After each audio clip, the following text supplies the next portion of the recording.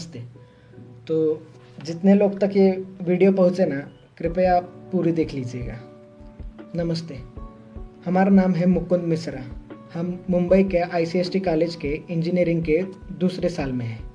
यहाँ पर पनवेल में एज ए पेइंग गेस्ट रहते हैं और मतलब ये हमारे ज़िंदगी का फर्स्ट वीडियो है। मतलब 19 बार रीटेक दे चुके हैं, ज़रा कॉन्फिडेंस ला रहे थे। वैसे हम यूपी से हैं। यूपी के जौनपुर ज़िले में हमारा गांव है और हमारे पिताजी मनोहर लाल मिश्रा हमारे गांव की पाठशाला के हेडमास्टर, मतलब गांव के सबसे पढ़े लिखे आदमी। अब हमारे पिताजी ना हमें भी खुद की तरह ऐसा पढ़ा लिखा नवाब बनाना चाहते थे, इसलिए यहाँ भेज दिए। अब बचपन में ना हम फैन देखकर बोले थे कि बड़े होकर हम मशीन बनाएंगे। अब साला छोटे बच्चे को थोड़ी पता होता है कि उसको सिर्फ मशीन बनाने के लिए MIT, EIT, BITSAT, JEE main, JEE advance ये सब देना पड़ता है। अब छोटा बच्चा था, गलती से बोल दिया। अब उसी गलती की सज़ा हम रोज़ ही काट रहे हैं। उसके बाद ना हमारे पिताजी हमको रोज़ सुबह कहते, उठ जाओ हमारे मैकेनिकल इंजीनियर, हमें गांव का कल बदलना है। पूरे गांव में ढिंडोरा पिटवा दिए थे कि हमारा बच्चा इस गांव का फर्स्ट इंजीनियर बनेगा। अब साला इस मोड़ पे पहुंच गए थे ना कि हम मना भी नहीं कर सकते थे कि पिताजी हमको इंजीनियरिंग नहीं करना। पिताजी की इज्जत चली जाती थी। हमको क्रिकेट बहुत अच्छा लगता था, कहीं और ज़्यादा अच्छा ना लगने लगे इसलिए छोड़ दिए। उसके बाद हमारे पिताजी हमसे कहे कि बेटा अगर ज़िंदगी में तरक्की करनी है ना तो ये गांव के दोस्तों के साथ घूमना फिरना ये बंद कर दो। तो हम बचपन के दोस्तों के साथ घूमना फिरना भी बंद कर दिए। हमको याद है हम 10वीं का पड़ाव बहुत ही जोर से पार किए थे। मतलब पूरे ज़िले में 7वें आए थे हम, और इनाम के तौर पर हमें पिताजी ये सैमसंग का फ़ोन दे दिए। हमसे कहे कि बेटा जब मैकेनिकल इंजीनियर बनोगे तब टच स्क्रीन वाला दिलाएंगे। अब जब साला मैकेनिकल इंजीनियर बनेंगे तब इनसे थोड़ी ना मांगेंगे फ़ोन, हम बर्बाद ना हो इसलिए नहीं देते। और हमको इस चीज़ से दिक्कत भी नहीं थी। अब हमारे गांव की पाठशाला में एक ही कंप्यूटर है, उसमें हम पढ़ाई के बहाने FB अकाउंट बनाए थे जिसको हम इस्तेमाल ही नहीं किए। अब साला हमारे पिताजी का ना बहुत इच्छा था कि हम बम्बई के बड़े इंजीनियरिंग कॉलेज में पढ़े, तो हमको यहाँ फट से भेज दिए। तो हम भी खुद के ही खिलाफ यहाँ आ गए। माँ, बहन, खेत, हमारी पाठशाला, दोस्त जिनको अलविदा भी नहीं भूल सके, उन सबको छोड़ के यहाँ आ गए। वैसे ये बम्बई शहर ना बहुत खूबसूरत है, बहुत खूबसूरत है। मतलब ज़्यादा घूमे नहीं है लेकिन सुना बहुत है। और हम जैसे जो बाहर के लोग आते हैं ना उनको बम्बई और नवी मुंबई ये सेम ही चीज़ लगता है, लेकिन यहाँ के पता चलता है कि भैया ये दोनों दुनिया ही अलग है। अब जब हम एडमिशन्स के लिए आए थे ना कॉलेज, तो ऐसा ऊंची इमारतें, ऐसा बड़ा प्लेग्राउंड, ऐसा अंदर होटल, कैंटीन देख के ऐसा मतलब पागल हो गए थे। अब हमारे बैच में ना एक 80 स्टूडेंट्स हैं, हम अकेले ही यूपी से हैं। अब हमारे पिताजी हमको सब सिखाए, लेकिन साला दोस्त बनाना नहीं सिखाए और लोगों से बात करना नहीं सिखाए, तो हम अकेले ही थे।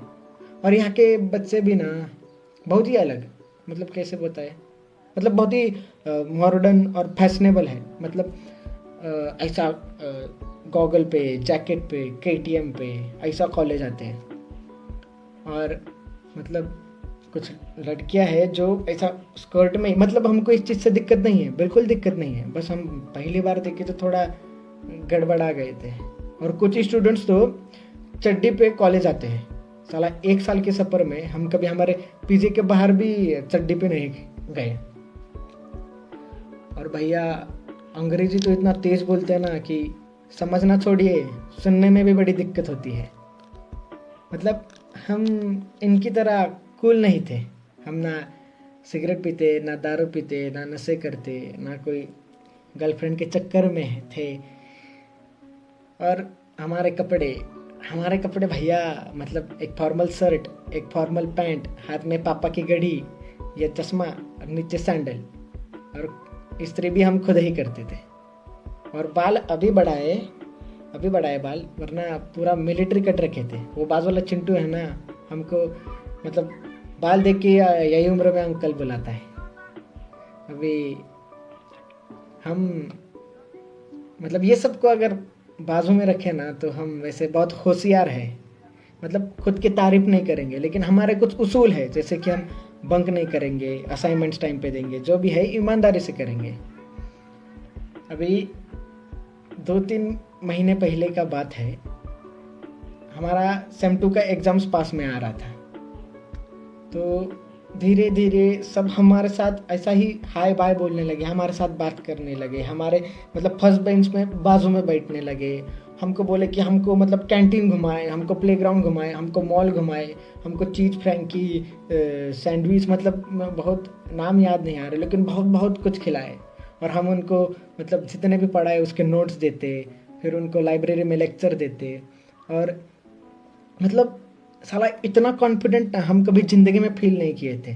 और हमको ना मतलब लड़की लोग भी नंबर शेयर करने लगी, तो हम थोड़ा गड़बड़ा जाते थे उधर। मतलब अचानक इतना सारा आ गया ना कि हम पागल हो गए थे। मतलब बहुत ही खुश थे हम, मतलब हमारे ज़िंदगी का ना ये बेस्ट पीरियड कह सकते हैं। अभी हमारा ना ये वॉचमैन है ना जो नीचे, उनका यही फ़ोन पे हम वीडियो बना रहे हैं। तो उनका एंड्रॉयड फ़ोन है और उनको चलाने नहीं आता है, तो हम उन पे हमको दे देते हैं फ़ोन। तो उनके फ़ोन पे ऐप भी खोल के हम सबको फ्रेंड भी बना लिए। तो हमारा ना 2 पेपर अच्छे से हो गए, हम धम सबको पेपर दिखाए, सबको आंसर्स बताए। तो क्या हुआ ना कि ये कोरोना की वजह से जो बाकी का पेपर था वो कैंसिल हो गया। तो उसके बाद ना जैसा कोरोना हुआ, लॉकडाउन हुआ तो सब अपने अपने घर में। तो हमको सारा सबका टेक्स्ट आना बंद, ना हमको किसी का कॉल आता। अगर हम सामने से भी करें तो भी कोई उठाता नहीं या कोई रिस्पॉन्ड नहीं करता। हमको एक लड़की का मैसेज आया था कि thank you Mukund for your help, means a lot. तो हम कहे कि you are welcome, how are you. तो उसका भी रिप्लाई नहीं आया। हम सोचे कि हम ऐसा क्या कर दिए, कुछ गलत बोल दिए क्या किसी को। अभी तो हम सोचे कि साला हम कूल बनने के लिए ना फेसबुक पर मीम्स सबको शेयर करते हैं, तो सबका रिएक्शन तो आएगा। लेकिन उधर भी कोई किसी का रिएक्शन नहीं आया। मतलब हम बहुत कोशिश कर रहे थे बात करने का। हम मतलब अभी एक अकेला इंसान घर में पढ़ेगा भी कितना। हम ना गेम खेल सकते थे, ना पिक्चर देख सकते थे, ना किसी से मतलब घूमने के लिए बाहर जा सकते थे। हम बहुत सोने लगे थे, हम बहुत चिड़चिड़े हो गए थे, बीच में ही रोते थे, बीच में ही गुस्सा होते थे। हम ज़्यादा सोने लगे थे, मतलब हमारा काबू ही खुद से हट गया था। हम मतलब अभी देखिए ना, हम जो चीज़ ज़िंदगी में नहीं कहे वो पहली बार कर रहे हैं। जैसे कि हम पहली बार वीडियो बना रहे हैं। हम पिताजी को बोलने का भी कोशिश किए कि पिताजी हमको ठीक नहीं लग रहा है, हम मतलब थोड़े गुस्सा हो रहे, थोड़े ज़्यादा रो रहे, या हम बहुत अकेला महसूस कर रहे हैं। तो हमारे पिताजी हमसे कहे कि बेटा ये ज़िंदगी का मोड़ है, ये सबके साथ होता है, हमारे साथ हुआ, तुम्हारे दादाजी के साथ हुआ, ये आएगा और चला जाएगा। हमारे पिताजी समझने की कोशिश ही नहीं की कि हम क्या कहना चाह रहे थे।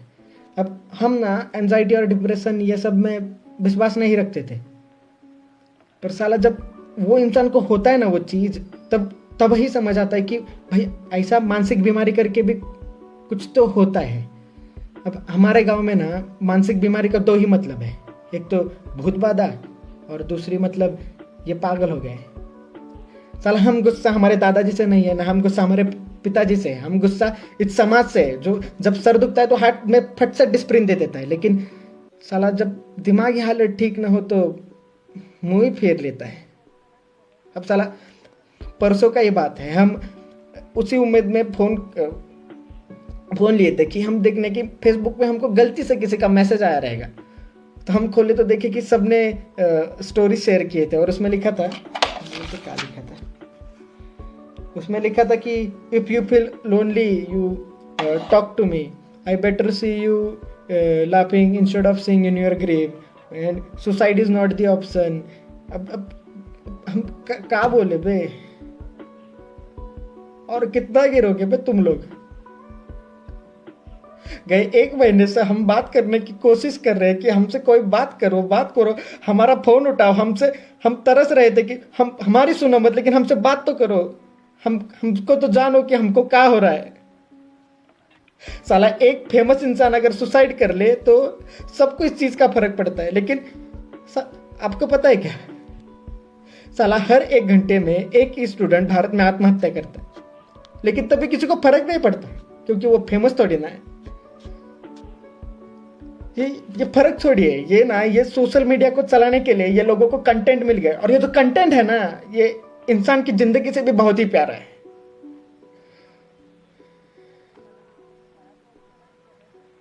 अभी 2-3 हफ्ते और गए ना, किसी को कुछ फर्क नहीं पड़ेगा, क्या एंजाइटी और क्या डिप्रेशन।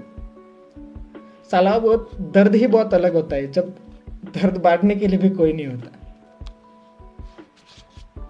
अब हम यही कहना चाहते हैं कि अगर ये सोशल मीडिया की दुनिया से निकले और आजू बाजू देखे कि लोग रुके आपसे बात करने के लिए तरस रहे अकेले, तो उनसे बात कीजिए, उनको ऐसा मुंह मत फेरिए। अगर ये बोलते वक्त हम किसी का दिल दुखाए रहेंगे तो माफ कर दीजिएगा, हमारा उद्देश्य नहीं था। हमको सुनने के लिए आपका बहुत सारा शुक्रिया, धन्यवाद।